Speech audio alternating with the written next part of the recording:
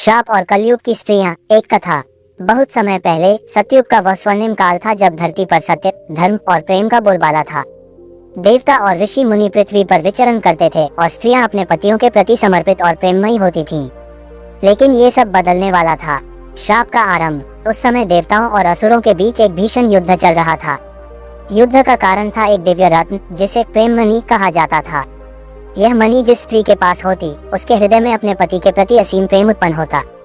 देवताओं ने यह मणि ऋषि वशिष्ठ को सौंप दी ताकि वह इसे सुरक्षित रख सकें। एक दिन असुरराज वृत्रासुर ने छल से ऋषि वशिष्ठ के आश्रम पर आक्रमण कर दिया और मणि चुरा ली। वशिष्ठ ने देवताओं से सहायता मांगी और युद्ध के दौरान मणि नष्ट हो गई। मणि के टुकड़े पूरे ब्रह्मांड में बिखर गए। इस घटना से आहत होकर वशिष्ठ ने एक कठोर तपस्या की। उनकी तपस्या से प्रसन्न होकर भगवान शिव प्रकट हुए। वशिष्ठ ने दुखी होकर कहा, हे प्रभु, यह मणि स्त्रियों के हृदय को प्रेम में बनाती थी, अब ये नष्ट हो गई है। कलयुग में स्त्रियां अपने पतियों से प्रेम नहीं कर पाएंगी। शिव ने उत्तर दिया, ऋषिवर, ये सत्य है कि मणि के नष्ट होने से प्रेम की मात्रा घटेगी, लेकिन मनुष्य के कर्म ही उसके संबंधों का निर्धारण करेंगे। जो स्त्री सच्चे मन से प्रेम करेगी वह मणि के अभाव में भी अपने पति से प्रेम कर सकेगी। लेकिन इस श्राप के प्रभाव से कलयुग में स्वार्थ, क्रोध और मोह का वास बढ़ेगा। कलयुग का आगमन। कालांतर में सतयुग, त्रेतायुग और द्वापर युग समाप्त हुए। अब कलयुग का दौर आ चुका था। पृथ्वी पर मनुष्य अधिक स्वार्थी और लालची हो गए थे। रिश्तों में विश्वास और प्रेम की जगह शंका और स्वार्थ ने ले ली थी। कलयुग की एक नगरी में एक स्त्री जिसका नाम संध्या था रहती थी। संध्या अपने पति अर्जुन के साथ विवाह के बंधन में बंधी थी। अर्जुन एक व्यापारी था जो धन कमाने में व्यस्त रहता था। संध्या को लगता था कि अर्जुन उसके प्रति उदासीन है। संध्या ने अपनी दादी से पूछा, दादी, क्या ये सच है कि स्त्रियां अपने पति से प्रेम नहीं कर पाती?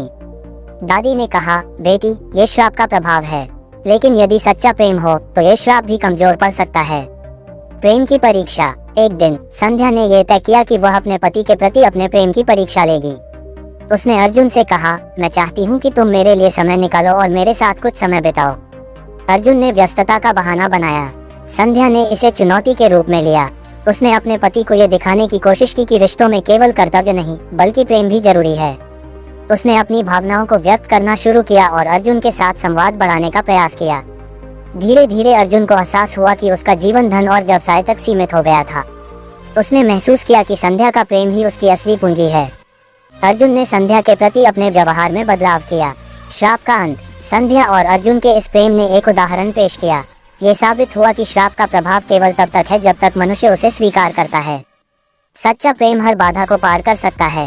इस प्रकार ये कथा हमें ये सिखाती है कि श्राप और भाग्य का प्रभाव केवल सच ही होता है। सच्चे प्रेम और समर्पण से किसी भी श्राप को हराया जा सकता है। कलयुग में भी प्रेम और विश्वास ही रिश्तों को जीवित रखते हैं।